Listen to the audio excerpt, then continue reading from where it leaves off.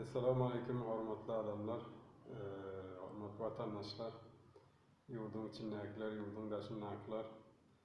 Bizim bu kıyın günümüzde eden gollarımızda köp sağ olun, toyumuzda kaysın.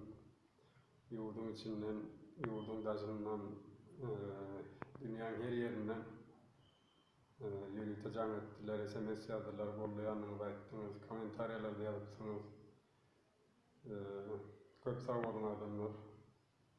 İlim günüm bolmasa, ayım günüm doğmasın diye Türkmen ağa birliğimizi birek birege eğiçilik edip birek birege bollayanlarımızı yeni bir gedek görkezdik.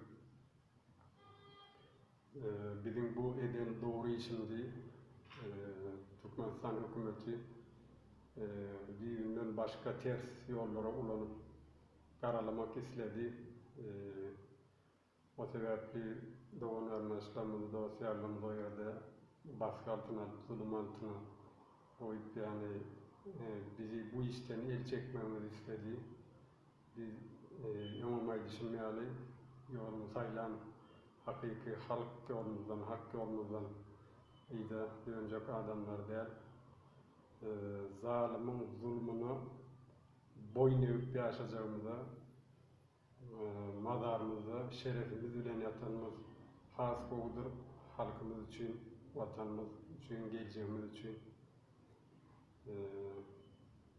5 vilayet, 5 doğum olup, 1 doğum olup, 1 ulgu 3 olup, yeni bir gedek ortada görkezdik bunu dünyamızı gördü. Köp sağ olun adamlar, toyunuzda kaysın, uyumuzda saçanızda bereket olsun. Köp sağ olun, görüşeceğiz yine.